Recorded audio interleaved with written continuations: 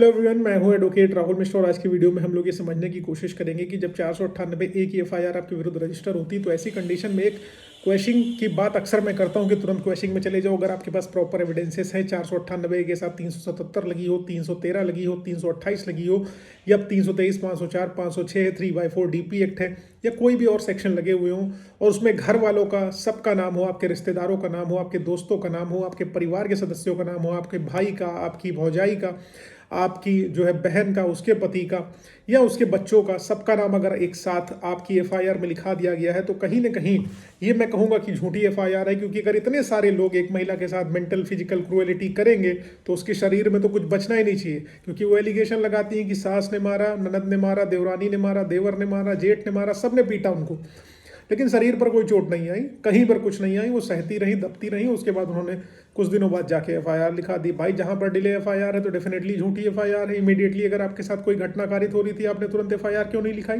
What was the reason behind this? उस delay को भी तो आपको एक्सप्लेन करना पड़ेगा। लेकिन अब क्या होता है कि सबका घर वालों का, सब घर भर का नाम पुलिस ने उसमें इंडल्ज कर दिया। इन्होंने बयान दे दिया, उसके आधार पर, स्टेटमेंट के आधार पर, उनके तहरीर के आधार पर सबका नाम डाल दिया गया। अब सबका नाम डाल दिया गया तो पुलिस का तो काम ही है सबको बुलाना, कहना, हड़काना, उड़ाना और पैसे वसूलना। पुलिस वाले आपका पूरे खानदान का हैरेसमेंट स्टार्ट कर देते हैं। फिर पूरे खानदान वाले आपको ही परेशान करेंगे, यार तुम्हारी बीवी के चक्कर में हम सब परेशान हो गए, हम करें क्या? हमको इस मुकदमे से निकालो बाहर, हम कुछ नहीं जानते। तो क्या सोल्यूशन है आपके पास? मैं कहता हूँ एफआईआर क्वेश्चन में चले जाओ जब ऐसी सिचुएशन है आपके पास। लेकिन आपको क्या सबकी क्वेश्चन एक साथ डालनी चाहिए? क्या आपको सबकी क्वेश्चन डालने पर आपको बेनिफिट मिलेगा? बिल्कुल नहीं मिलेगा। जब आप देखिए, एज अ हस्बैंड जनरली बहुत रेयरेस्ट ऑफ द रेयर होता है कि कोर्ट आपके मुकदमे को जो है क्वेश करे, आपका नाम भी हटाए। लेकिन क्या होता है कि जब आपके साथ आपके पूरे रिश्तेदार, आपके सारे नातेदार उसमें इन्वॉल्व कर दिए गए हैं तो आपको एकदम ऑनेस्ट सजेशन है कि आप अपने मदर फादर के बिहाफ पर अलग क्वेश्चन में जाइए, अपने बिहाफ पर अलग क्वेश्चन में जाइए और जो रिश्तेदारों का नाम डाला गया है उनको लेके अलग जाइए। आप कहोगे वकील साहब पैसे बनाने के लिए कह रहे हो कि अलग अलग क्वेश्चन जाओ, क्योंकि हर केस की तो फीस अलग से लोगे, बिल्कुल फीस अलग से लेंगे, इसमें कोई दो राय नहीं है। लेकिन जब आप अलग अलग जाओगे तो उससे आपको बेनिफिट मिलेगा। क्योंकि अगर आप रिश्तेदार हो, कहोगे भाई साहब मेरा उनसे कोई लेना देना नहीं है, हम उनके रिश्तेदार हैं, उनके घर पे रहते हैं नहीं, सेम हाउस होल्ड ही नहीं है हमारा, हम उनके साथ कैसे मारपीट कर सकते हैं?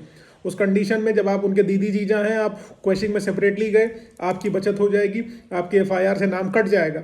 दूसरी कंडीशन ये है कि जब आप हस्बैंड हैं, हस्बैंड का नहीं कटेगा, क्योंकि हस्बैंड के साथ कोर्ट डेफिनेटली, हाई कोर्ट अगर आप क्वेश्चन के लिए आए हो तो मीडिएशन जरूर कराएगी, चाहे जो आप कर लीजिए। मीडिएशन नहीं कराएंगे, कोर्ट की बात आप नहीं मानेंगे, मुकदमा खारिज हो जाएगा, ये ध्यान रख लीजिए। मीडिएशन फेल हो जाए उसके बाद मेरिट पे बहस होगी, अगर कोर्ट को लगेगा हटाना चाहिए तो हटाएगी। माता पिता की क्वेश्चन अलग कराओ, हस्बैंड की अलग कराओ और जो है बाकी रिश्तेदारों की अलग कराओ। उससे क्या होगा, सबका मुकदमा जो है, अगर सबका नाम कट गया, लाइन बाय लाइन अगर कट गया, ठीक है, आपका मान लो आपके माता पिता का बच गया, तो जो लोग का नाम झूठा डाला गया है उनका नाम कट गया तो डेफिनेटली उसके अगेंस्ट वो फर्दर कार्रवाई कर सकते हैं, उसको फंसा सकते हैं। लेकिन जब ग्रुप में आ रहोगे तो जरूरी नहीं कि कोर्ट कभी कभी हटा भी देती है, लेकिन जरूरी नहीं कोर्ट सबका नाम हटा ही दे। लेकिन सेपरेटली आए हो, एविडेंसेस प्रोड्यूस कर रहे हो तो डेफिनेटली कोर्ट अलग अलग लोगों को हटा देगी। और एक चीज़ ध्यान रखना, आप सोचो दरोगा मैनेज कर लेंगे, हम आईओ को मैनेज करके सबके नाम कटवा देंगे तो उससे बच जाएंगे।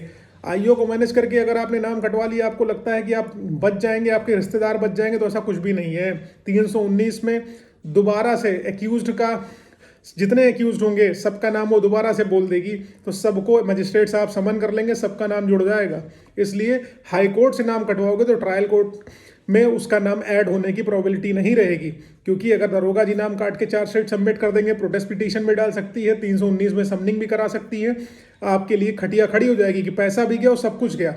इसलिए कानूनन तरीके से कोर्ट के माध्यम से उनका नाम हटाओ या जुड़वाओ, ये प्रोसेस आपको अपनाना है। आप डायरेक्ट प्रोसेस करने की कोशिश करोगे, this is going to be a problematic situation for you, और आप ही नहीं पूरा घर परेशान होने वाला है। इसलिए be alert and be wise and be extra cautious in the matter of matrimonial cases. देखने में तो बहुत ईजी लगते हैं मैट्रिमोनियल केसेस, पनिशमेंट 3 साल तक की है, लेकिन अगर आपकी फैमिली उसमें इन्वॉल्व है तो सबका हैरेसमेंट अगर इक्वली होगा तो आप सोच सकते हैं कितना पैसा लग जाएगा, कितना मेंटल टॉर्चर आपको झेलना पड़ेगा और पुलिस किस लेवल पर प्रताड़ित करती है, इसमें मुझे बताने की ज़रूरत नहीं है। जिन लोगों के केसेस चल रहे हैं वो बेहतर तरीके से जान रहे हैं। तो उम्मीद है आपका क्वेश्चन को लेके जो कन्फ्यूज़न है वो यहाँ पर दूर हो गया है। अगर ऐसा कुछ है तो please do like, share and subscribe. बाकी फेसबुक, इंस्टाग्राम, ट्विटर पर मुझे फॉलो करो, लिंक डिस्क्रिप्शन में है।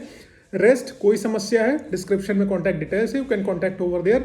बाकी बेटर लीगल कंसल्टेंसी के लिए आप अपने वकील साहब से बात करिए। जो मेरे क्लाइंट हैं मैं उनको ऐसे ही एडवाइस करता हूँ, मेरा अपना तरीका एकदम डिफरेंट है। मुझसे संपर्क करना है तो डिस्क्रिप्शन में डिटेल्स हैं, you can contact over there, but do not call directly without fixing your appointment. Thank you so much. जय हिंद, जय भारत।